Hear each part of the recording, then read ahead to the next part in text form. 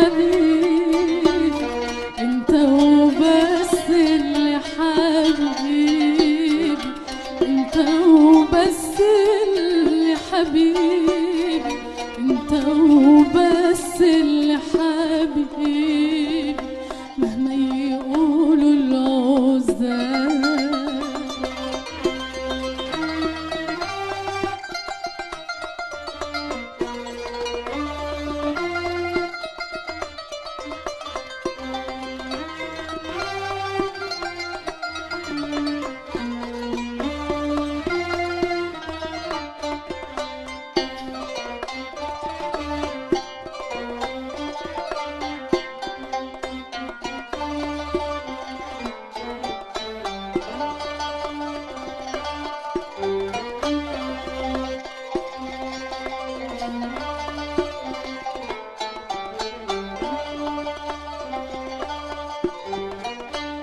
وبحبك قد عينيا حتى اكتر منها شوية وبحبك قد عينيا حتى اكتر منها شوية اسألها انت وحلفها على طول هتقولك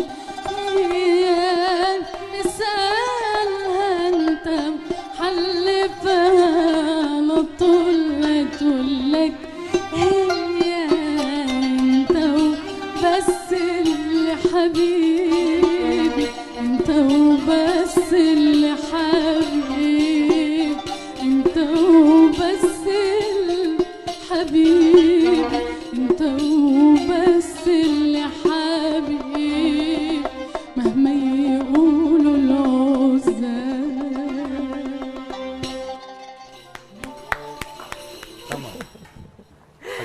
النهارده حلقة خاصة جدا بمناسبة السنة الجديدة. كل سنة وحضراتكم طيبين ومصر كلها والعالم العربي بخير يا رب. اخترنا ضيوفنا على أساس الصوت الحلو وشجن الألحان. هنروح معاهم في رحلة في دنيا الموسيقى، موسيقى جديد وقديم وشرقي وغربي وعربي ولهجات تانية كتير. ونرحب بقى بضيوفنا اللي مشرفينا النهارده في الاستوديو، المطربه التونسيه لمياء جمال. اهلا بيكي، منورانا. مساء الورد عليكي. مساء الورد والصوت الحلو الجميله حبيبتي الحلوه الراقيه. شكرا على استضافتك. احنا بنشكرك على تلبيه الدعوه، طبعا منورانا ومنورنا الملحن الاستاذ الملحن الكبير هلكوت زهير. اهلا بيك. مساء النور على حضرتك. منورنا. انا سعيد جدا جدا بوجودي اليوم معاكم. كنت من زمان متابع حضرتك لأعمالك الفنية الجميلة واحنا متابعين، ورحب بضيوف كلهم المخرجين والاساتذه الموجودين. انتم منورين الدنيا كلها بصراحة. أم الدنيا، مصر هي أم الدنيا. مصر أم الدنيا طبعا. أيوة أكيد. ومن هنا يعني أنت بدأتي أنا قلبي إليك ميال الفنانة فايزة أحمد من سوريا زي ما احنا كلنا عارفين، ولكن نورت في السينما المصرية وتألقت طبعاً في الحفلات المصرية. بنعتبرها جزء من مصر، من تاريخ مصر الجميل طبعاً في الفن. طبعا ده حقيقي. أكيد. طبعا هنتكلم معاهم كتير في تعاون كان حصل كبير جدا دايما بأستاذ هلكوت وطبعا ونجمتنا لمياء. كلمونا عن لقائكم وبعدين هنبتدي معاكي على بداياتك اصلا. اتفضل. مين يحكي؟ انا انت يا ولد، انت يا ولد، انت بس حابه اسمع عربيتك بس بعدين. يلا انا اوكي. اولا اعرف الجمهور برضه لمياء من تونس وحضرتك انا من كردستان. من كردستان. نعم. انتوا التقيتوا ازاي بقى؟ قولي لنا انت بقى لمياء.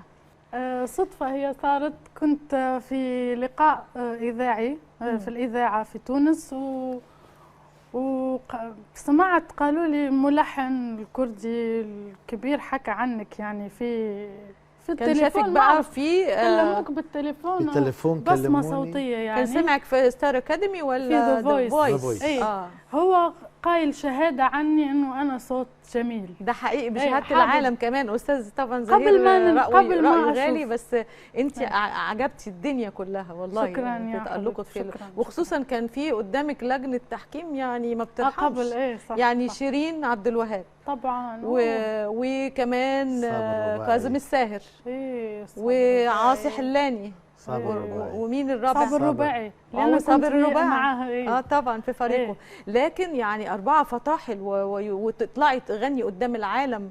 يعني هم اول حد صوت لك كان مين فيهم؟ صابر؟ لا، عاصي الحلاني. عاصي من الحلاني. أول كلمة قلتها هو اللي لف، وراها شيرين، على طول. وراها كاظم، وآخر شيء صابر. يعني أيوة. كان حاسس إني راح أختاره، فهو لف طبعا آخر شيء. اولا لان هم في تونس الاصوات كمان جميله، وعارفين ان صوتك حلو، يعني هو ما اتفاجئش طبعا، كان عارفك اكيد وعارف سمع هم صوتك. كلهم فنانين كبار. أي واحد فيهم يعني إن شاء الله شي يوم أوصل للي عملوه هم كمان. يعني ده هم حقيقي. فنانين. لا كنت متألقة وبتغني بثقة، وعملتي يوم ورا يوم لسميرة سعيد برضو كان بطريقتك صح. انت، كانت شكلها حلو قوي. شكرا. لقائكم بقى مع بعض لحضرتك، قولي بقى استاذ زهير. أول دخولي معها بالإذاعة طلبوني مني بتونس. كلمت عنها، هي صوت حلوة، كانت تستحق هي تكون نجمة الأولى بذا فويس. طبعا. وأنا لسه يعني مستمر على كلامي. بعدها بفترة زارت أربيل عاصمة الكردستان وباستوديو عندي. أول لقاءنا سجلنا أغنية حبي إيه إذا ذاكر. طب وهم تمام، عايزين نسمع يعني كان في البداية ازاي؟ اتفضل. حبي يلا. الله. حبي اللي انت جاي تقول عليه، انت عارف قبل ما انا الحب ايه. حبي اللي انت جاي تقول عليه، انت عارف قبل ما انا الحب ايه. لما تتكلم عليه، لما تتكلم عليه، حبي حبي حبي اللي انت جاي قول عليه. الله الله الله الله. يعني أول مرة سمعتها في حب إيه، لكن بحب إيه؟ كان في تعاون بقى بينكم وبين بعض بعد كده بألحان كردية. بعدين تقريبا لحنت كذا أعمال بكذا نوع، باللغة الكردية وباللغة العربية كمان. حوالي 3 سنوات استمر يعني مع بعض، اشتغلنا مع بعض. زيارات كانت تروح تونس وترجع عندي، او دبي او لبنان. اصبحت عاشقه للالحان الكرديه بقى. اي والله طبعا. ونجحت كثير عندنا باللغه أكيد. الكرديه. طب انت عملت ايه لسعاد حسني؟ انا سمعنا كده حدوته سعاد حسني كبيره كثير. انا منذ طفولتي يعني لما حبيت المزيكا حبيت من وراء سعاد حسني. كانت بتغني ايه بقى وانت؟ عمري 5 سنين دخلت السينما. كنت زمان عوائل بتروحون سينما. شفنا فيلم أميرة حبي أنا. حبيت الفن طبعا. من دنيا ربيع وبمبي وهالأغاني. كل سلسلة مع نجم الكبير حسين فهمي. دخلت على مزيكا، درست المزيكا ورحت بألمانيا، أخذت الماجستير بألمانيا. وهناك بلشت علاقتي مع الراحلة سندريلا الشاشة العربية المحبوبة الجميلة. وغنت حاجات مصري ولا؟ رحت لندن، كان علاقتنا مستمرة كل شهر أو شهرين مرة. كنت أزورها وهي عرفت أنا تمام. حبيت فن من وراها. وكانت هي مستعدة للرجوع لمصر. كانت أخذت كم سيناريوهات لتمثل بالجديد. ومنهم في أفلام استعراضية. ومسرحيات كمان. مسرحي واحد هي اللي نقت وقرأت القصيدة المسرحية يعني. وأنا بلشت بتلحين من كلمات صلاح جاهين شاعر الكبير طبعا. هي ما بتسيبوش على طول. أيوة. يعني كانوا دويتو جميل. أول شيء سجلت حوالي أكثر من 5 ساعات قصائد صلاح جاهين، عملت لها مزيكا خلفية. ولسه موجودة وما نزلتش لحد الآن. ما نزلتش للأسف. طب الآن. احنا عارفين انك عملت كمان لعلي الحجار وميادة. احكي لنا عن أعمالك الفنية المصرية. أول بعد سعاد حسني، والعمل لما وقفت بحسب الظروف اللي صارت وعملت الديو مع فنان علي حجار ومع مطربة كردية ليلى فرقي، واخذنا عليها جائزة احسن. يعني دخلتوا بيها مهرجانات ومسابقات بس احنا ما حسيناش بيها هنا، خساره. بعدها يعني مع ديفا المحبوبة سميرة سعيد. ديفا عملت لها ايه بقى؟ ديفا بنمسي عليها كمان، سميرة سعيد الجميل. بحبها جدا جدا طبعا، من عشاق سميرة سعيد انا. وفنانة لطيفة، فنانة سيدة كتير لطيفة جدا قوي قوي قوي. وعملت مع مطربة الجيل مياد الحناوي قصيدة كردستان موطن الأبطال لشاعر الكبير محمد مهدي جواهري، وبعدها عملت القصيدة الشهيد، وعملت مع ديانا كرزون، نورة رحال، وفي مطرب شاب جديد مصري محمد صلاح كمان. وكتير ممكن. يعني في نشاط في مصر اليومين دول ان شاء الله. انا حوالي سجلت اكثر من 400 الحاني توزيع استاذ يحيى الموجي. يا سلام، انا من زمان جميل، بنمسي عليه الموسيقار يحيى الموجي طبعا. بعته تحياتي لهذا استاذ الكبير عظيم، وكل نجاحاتي انا مع استاذ يحيى. اخذت جوائز على مستوى العالم طبعا وعلى مستوى الشرق الاوسط. كل التوزيع من استاذ يحيى الموجي، من احسن الناس اللي تعمل تكتب للاوركسترا كتير وتوزع شغل جميل، بنمسي عليه. وابن الموسيقار الكبير محمد الموجي. طيب اشتقنا نسمع صوتك بقى. يلا. اوكي. خلي بالك من زوزو زوزو زوزو نوزو كمان نوزو، خلي بالك من زوزو زوزو زوزو نوزو كمان نوزو، اسمع غناها وافهم لغاها، اسمع غناها وافهم لغاها، دي زوزو دي كلامها نعوزو زوزو، صلي على الزين صلي على الزين، حلاوة بقلاوة شنجر بنجر نولها، عروسة ننوسة وعرسها جال حدقها حبها لليل، وكتب على الطرحة الدليل، يا صلاة الزم يا صلاة الزم يا رب تخلي وخلي بالك من زوزو زوزو زوزو نوزو كمان نوزو، اسمع غناها وافهم لغاها، دي زوزو دي كلامها نعوزو زوزو.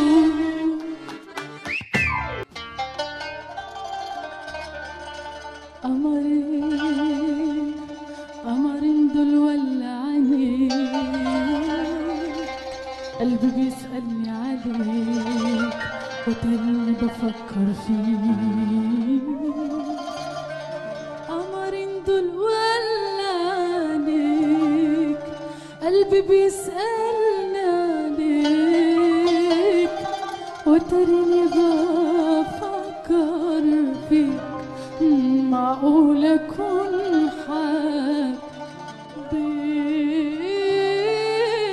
حبيت والله ما كان على بالي يا هوا، والله ما كان على بالي يا هوا، والله ما كان على بالي يا هوا، والله ما كان على بالي يا هوا، قمرين دول ولعانيك، قلبي بيسألني عليك أدري بفكر فيك، سامحني خلاص سامحني يا ريت أنا غلطان وتهت وجيت، سامحني خلاص سامحني يا ريت أنا غلطان وتهت وجيت، رجعت بأسفي وندمي وشوق ولهفة قلبي عليك، غلطت وبعد في بعدك ضاعت، سامحني الله يخليك، خد وردي وهات الشوق وعيون اللي بيحبوك، أنا راجع وكل حنين وطلبت السماح أرجوك، والحب الحقيقي بيعيش يا حبيبي، الحب الحقيقي بيعيش يا حبيبي،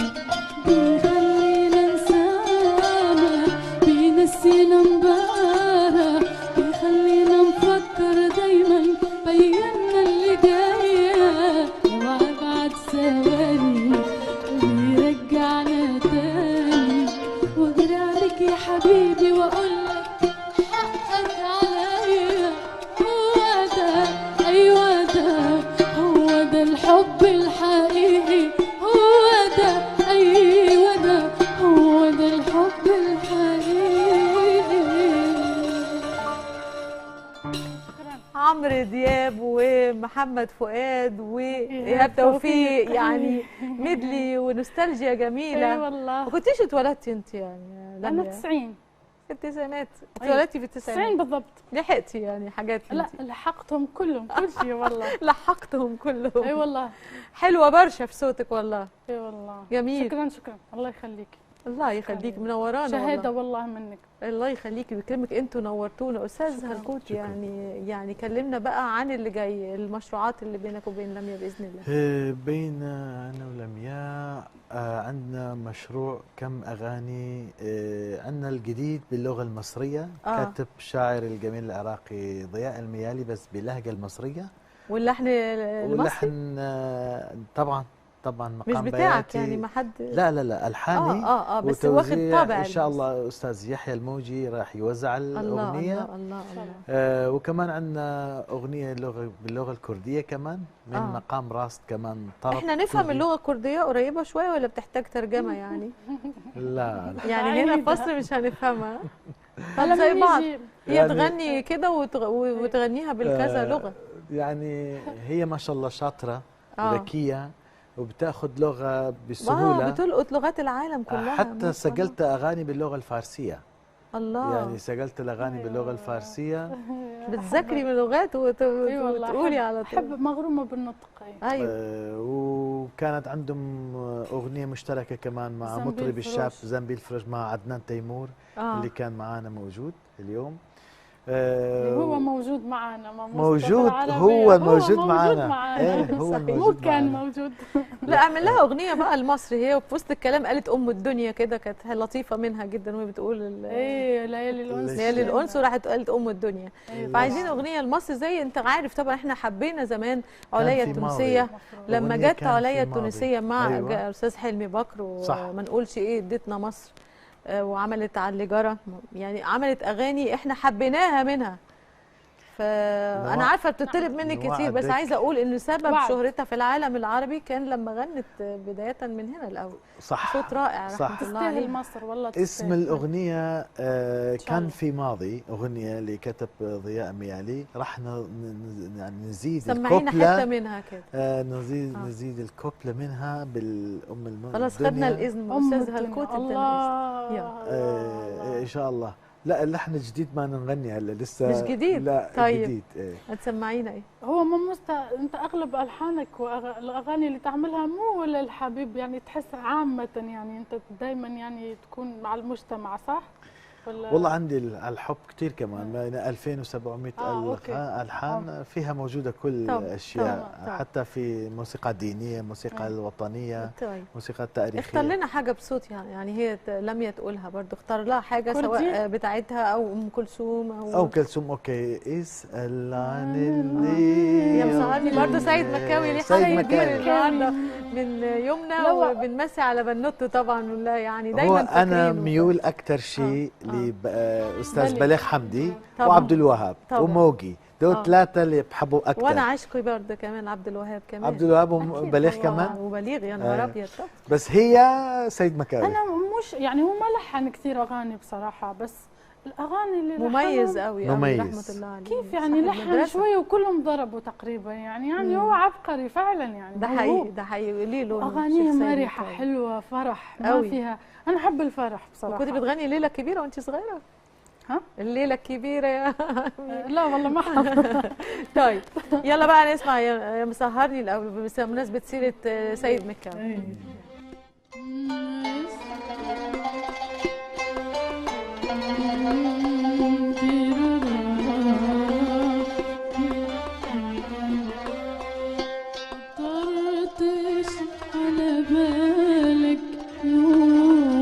تسأل عني ما خطرتش على بالك يوم تسأل عني، وعنايا مجا فيها النوم يا مسهر.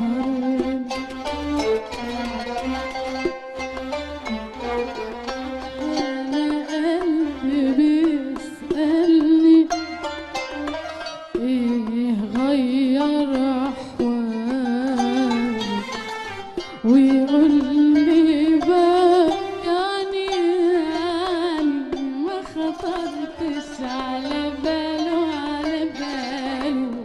انا قلبي بيسأل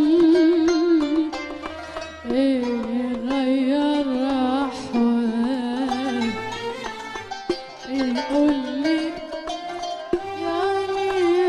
يعني ما خطرتش على باله أمال غلاوة حبك فين وفين حنان قلبه عليا وفين حلاوة قربك فين الوداد والحنية يا ناسيني وانت على بالي وخيالك ما يفارق عيني يريحني واطف على حالي وارحمني من كتر ظنوني يا نسيم وانت على بالي وخيالك ما يفارق عيني يريحني واطف على حالي وارحمني من كتر ظنوني لا عينيا بهوى النوم ولا بخطر على بالك يوم لا عينيا بهوى النوم ولا بخطر على بالك يوم تسأل عني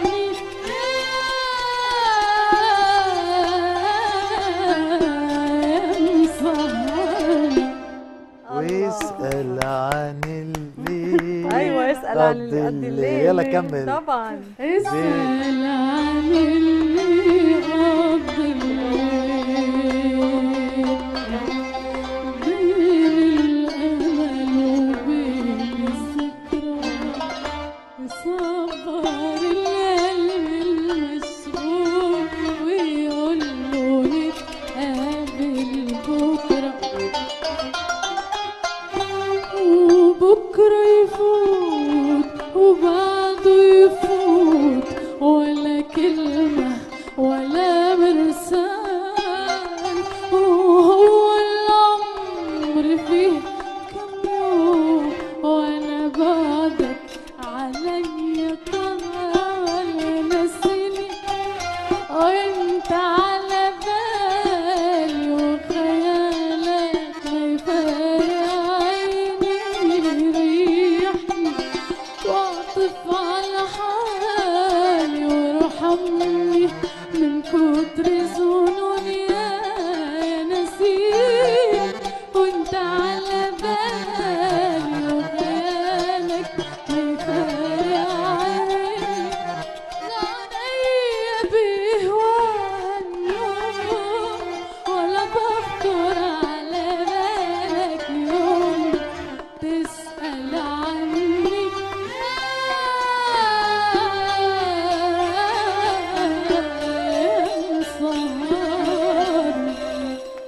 الله برافو. الله برافو. لا احنا كده انت كده سلطنتي يعني يعني سلطنتي دخلتي معاكم. كده في الفورم يعني يا مبسوطة مبسوطين احنا نحب جداً. الفن والله. حبيبتي. انا بحييكي ان انت يعني بروح جميله دايما مبتسمه حتى لما بتغني اغاني العذاب يعني انت الابتسامه ما بتفرقش الحمد لله. عينيكي لكن في انت اتغربتي كتير يعني إيه انا بسمع دايما انت في كردستان على طول سبتي تونس وسايبه الاهل والحبايب هنا لا اكيد ما في حد يعوض اهله اكيد ما يتعوضوا. بس انت عايشه في غربه انت في اسره ولا ارتبطتي ولا لسه مش مرتبطة. مش مرتبطه بطريقه بتاعتنا مرتبطش. لسه مش لا مرتبطه والله single. لكن متغربه تعتبري برضو بعيده عن الاسره والاخوات طبعا صح؟ بس بوجود الاستاذ مو بغربة. انا هذا الانسان لازم اكرمه.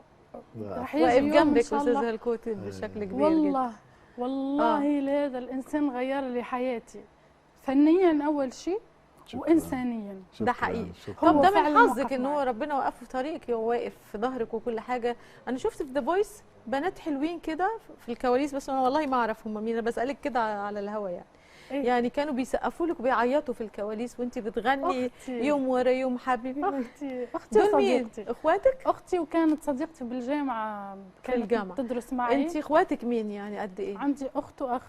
اخت واخ. انت انا ترتيبك الصغيره، نمره اخويا كام؟ الكبير وبعدين اختي وبعدين انا. اخوك الكبير واختك، وانت اخر العنقود. نعم. انت اخر انا اخر العنقود. العنقود، أيوة، احنا نقول آخر جريد العنقود. العش. جريد العش. احنا بنقول كده. صح. يعني كنتي بقى المدلله عند بابا اكيد لحد الان. لحد الان. مستعار. طب وبابا ما زعلش لما انت سبتيه ورحتي قعدتي بره وكده؟ يزعل، احسه يزعل مرات. أحسه انا يزعل. عمري ما حكيت عن بابا، بس بابا ما تحكي لي كده يعني. بابا فعلا يعني هو اطيب خلق ربي والله، انسان قنوع وانسان ربنا مديك صح. الحريه ان انت تقعدي عنده وتشوفي ثقة شغلك. ثقة. ثقه اوكي، بس قلبه برضه بتوحش. من لما عمرنا 5 سنين 6 سنين تركنا نروح يعني بالمدرسة، بنروح عادي بالشارع نتصرف، نجيب أكلنا كل شيء يعني. بس كانوا يراقبونا بالأول. ليكي أخ كبير كمان طبعاً. يعني بس كانوا يراقبونا بالأول، يراقبونا، كانوا يتركوا شغلهم ويظلوا يراقبونا بعدين. طب ما حدش جه سافر قعد طمن. معاكي في الغربة دي؟ انت عايشة في غربة؟ مرات تجي ماما، مرات تجي لك يعني ماما. بس إن شاء الله. طب ما تغني لها حاجة، تغني لها ايه؟ ست الحبايب يا حبيبي، يا أغلى من روحي ودمي، يا حنينة وكلك طيبة، يا ربي خليك يا أمونة، يا ربي خليك يا أمي، ست الحبايب يا حبيبة وحبيبة. زمن سهرتي وتعبتي وشلتي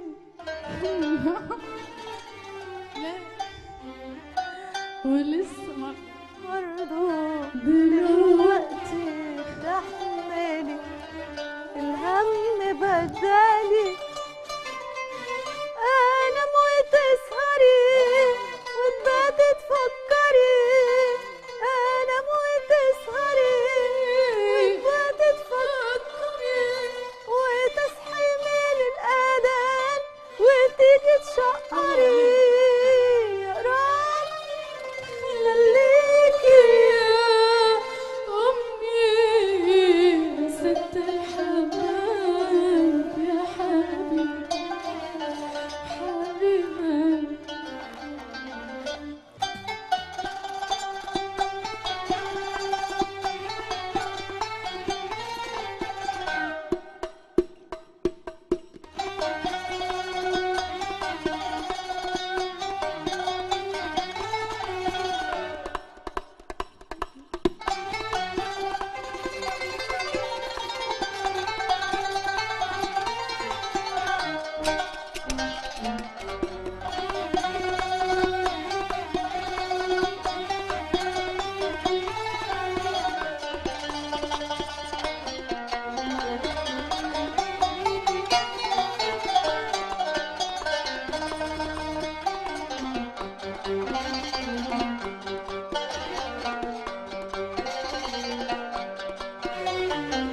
بحياتك يا ولدي مراته عيناه سبحان المعبود، بحياتك يا ولدي مراته عيناه سبحان المعبود، فمها مرسوم كالعنقود، ضحكتها أنغام وورود، فمها مرسوم كالعنقود، ضحكتها أنغام وورود، والشعر الغجري مجنون يسافر في كل تاخده مرات يا ولدي يهواها القلب هي الدنيا. الله الله الله، ما كانش ينفع يعني اليوم الجميل ده يعدي من غير ما نغني حاجه لعبد الحليم فعلا. لميا انا عارفه ان ليكي هوايات يعني غير الغنى تاني، ايه هواياتك؟ بتعملي ايه في حياتك؟ والله احب الطبخ. الطبخ؟ قلنا بقى ده انت كنت هتولعي في البيت ساعه ما الغاز اتسرب 6 ساعات في الملوخيه. لا اكيد طباخه هايله. احب الملابس اللبس. وعلى ذكر الملابس حابه احيي اللي لبسني اليوم، هو كاكازانا الورد في اربيل. اي هو دائما يهتم باطلالاتي فعلا في منتهى الاناقه. والله شكرا الله يخليك. بتحبي تدوري وتعملي شوبينج وتشتري ازيائك بنفسك ولا حد بيختار لك الاوتفيت بتاعتك؟ بحب والله انا اروح.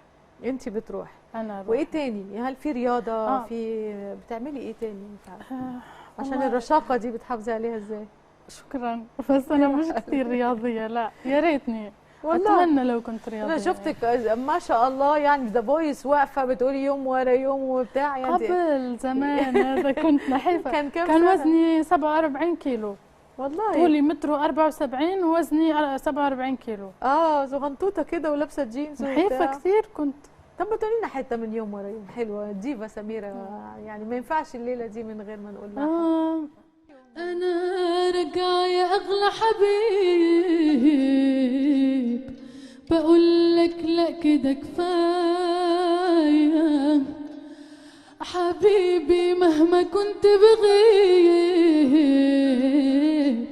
بقلبك كنت ويايا يوم ورا يوم حبيبي أنا كنت بحلم بيك بعينيك ويا ما استنى قلبي ويوم ورا يوم حبيبي ما جاني نوم حبيبي اديني جاي حبيبي اديني جاي يوم ورا يوم حبيبي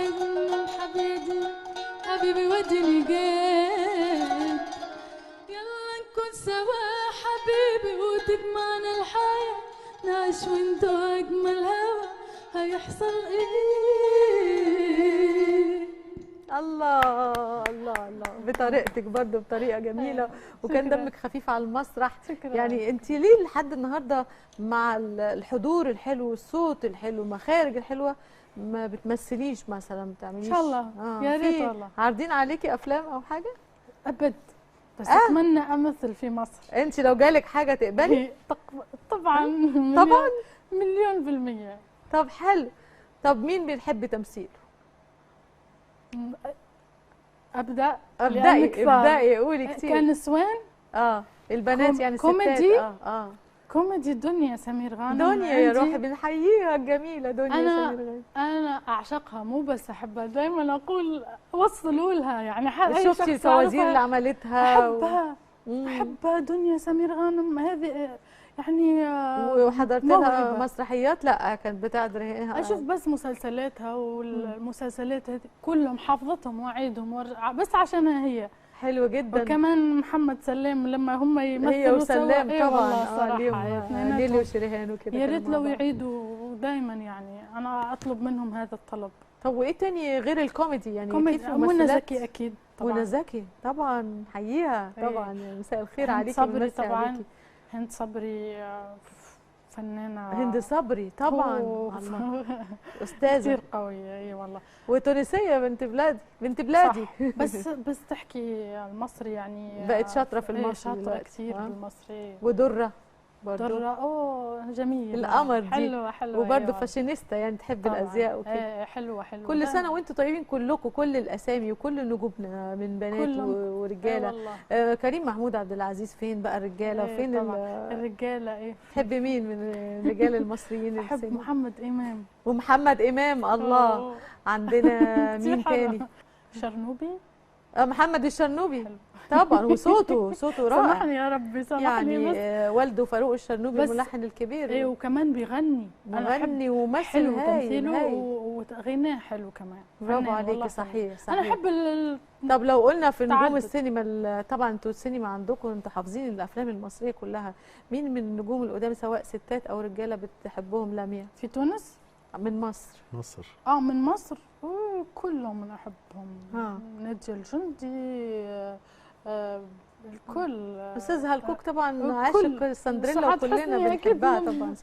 انا بالنسبه لي سعاد حسني هي اهم ممثله على الاطلاق في العالم، مش في العرب. ده حقيقي في العالم يعني، رغم ان انا معجب كان بسيده فاتن حمامه، ولكن افضل سعاد حسني على سعاد. فاتن حمامه في حته لوحدها العظيمه، ولكن سعاد بتلبس شاملة. كل شخصيه، طفله يعني. ست كبيره يعني فقيره غنيه شقيه، كل الاحوال هي جميله. وعمر الشريف هند رستم كمان. وهند رستم، انت تعشقي هند رستم. حلوه والله كلنا رحمه الله عليه. احمد زكي بالرجال، احمد زكي طبعا اكيد. ما حدش قابلتي حد في تونس من نجوم المصريين او العالم العربي عندكم في تونس بيحبوا يتفسحوا ويتسوقوا ما قعدت في تونس والله. ما قعدت بس انت ما بتروحيش تونس اصلا. انا ما اروحش. انا قاعده في مكان الراحه في اربيل. انت قاعده في كردستان ومبسوطه، ارتاح هناك طيب انت فين من السوشيال ميديا؟ يعني بتتابعي اغانيكي على السوشيال ميديا؟ متابعينك؟ الاغنيه الجديده بتاعت عزيز شافعي عامله صدى حلو.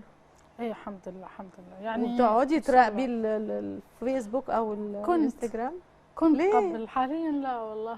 صار لي فتره ما راقبت. معقوله تبعدي كده ما بتشوفيش جمهورك بيقول لك ايه؟ لا انزل تنزلي اعمال بس مالكيش دعوه بالتعليقات. اي مرة لا أجاوب بصراحة، يهمني كثير أشوف إذا في شيء يعني حلو ولا مو حلو، أحب أقرأه. طب لو مو حلو، لو حد انتقدك بتردي عليه ولا؟ أبعث له وردة. علمني ماما، والله أنا عصبية على فكرة.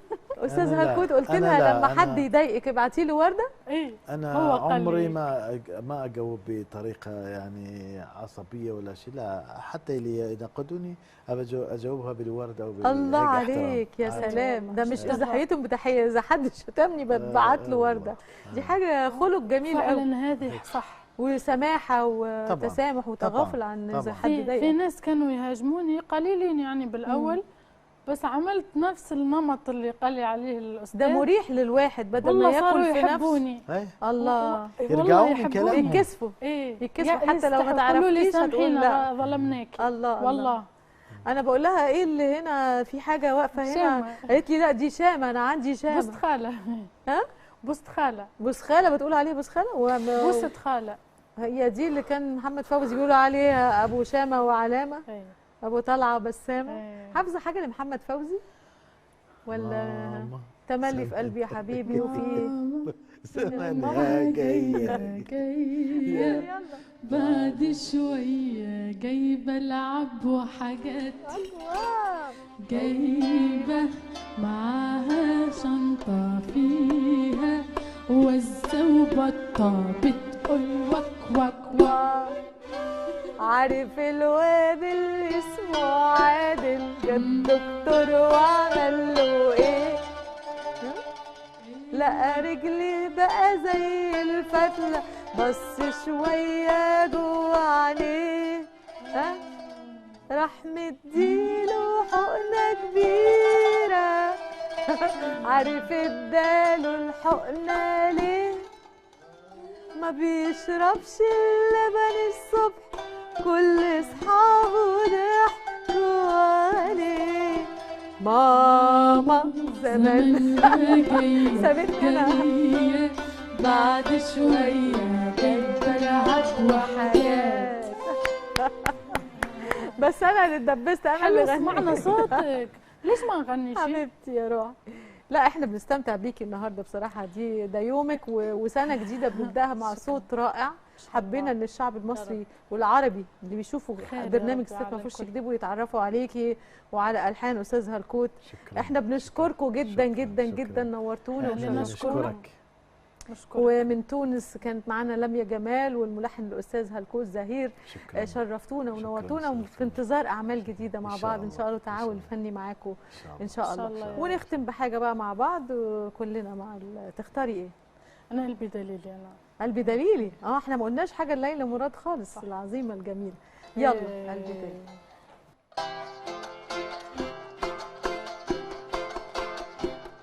انا قلبي دليلي اللي بحبك،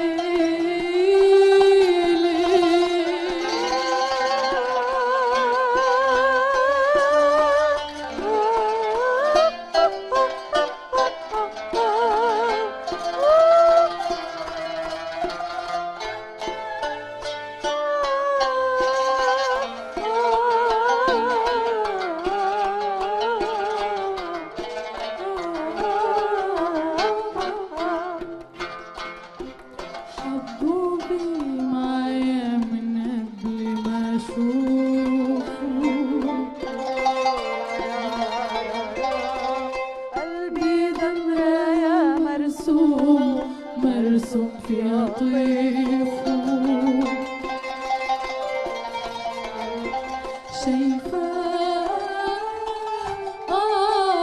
في خيالي، سمعاه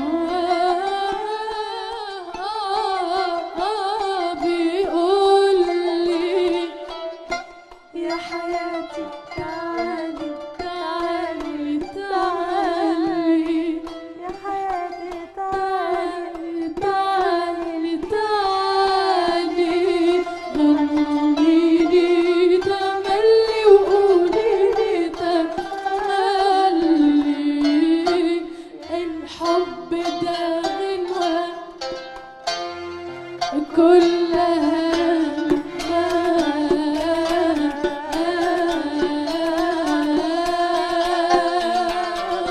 منامها الحلوة أحلى أنغام.